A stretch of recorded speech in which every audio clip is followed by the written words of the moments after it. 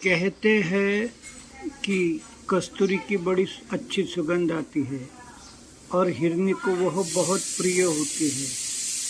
और ये कस्तूरी जो है उसकी बेम्बी या पेट की नाभि में रहती है, लेकिन वह पागल की तरह कई मीलों तक दौड़ती रहती है और कस्तूरी कहाँ है ढूंढती रहती है।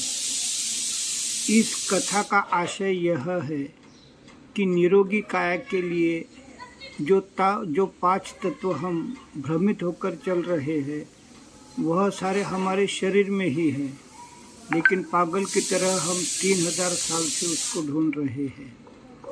क्या है वह 5 तत्व? पहला है भोजन में शक्ति नहीं। हम भ्रमित है कि भोजन में शक्ति है और खाए जा रहे, और भारत के आज करीबन 20% लोग ओबेसिटी यानी बड़े पेट वाले बन गए। दूसरा तथ्य है दवाई में स्वास्थ्य नहीं। ये तो हमको मालूम है कि शरीर ही हमारा शरीर को दुरुस्त करता है, और इसका अच्छा उदाहरण अभी हमने बताया गया कि लंघन करो, उपवास करो, या जब हमारी हड्डी टूट जाती है तो हम उसे सिर्फ एक जगह पक्का बांध देते हैं प्लास्टर से, वह ऑटोमेटिक दुरुस्त होता है। इसी तरह शिवनोरी ओशी ने लंघन द्वारा कैंसर समूल नष्ट यह बताया है। इसी तरह हमें लगता पैसों में सुख है, पैसों में सुख नहीं, यह बात हमको सिखाते हैं। चौथी बात, किताबों में इन्फॉर्मेशन है, ज्ञान नहीं। और इसका सर्वोच्च उदाहरण हमने राष्ट्रपति मैडम को सुना। पहले साल जब अधिकारियों ने कहा जेल की संख्या बढ़ानी है तो उन्होंने कहा कि संवेदना की सोच बढ़ाओ। जिसको 5 दिन की कैद हुई है 25 साल से जेल में है, इस पर कुछ उपाय ढूंढो तो जेल ऑटोमेटिक 50 तक का कम हो जाएंगे। इसी तरह किताबों में इन्फॉर्मेशन है, ज्ञान नहीं।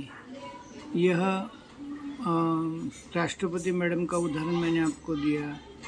और आखिरी मज़ेदार उदाहरण है कि आज जो करप्शन की रेस चल रही हमारे 17 पीढ़ियों के लिए कमाने की, वह अगर समझ लेते हैं करप्शन करने वाले तो अच्छा जग बनेगा। क्योंकि जब हमारी सांस रुक जाती है तो सभी समाप्त हो जाते हैं। तो इसीलिए हमारे संतान, हमारी समाज, हमारे संबंधी, इनसे हमारा कर्तव्य का रिश्ता है, प्रेम का नहीं। ये प्रेम, आनंद, ज्ञान, आरोग्य, शक्ति सभी हमारे अंतरात्मा में है, लेकिन हम 3000 साल से उसको बाहर ढूंढ रहे हैं।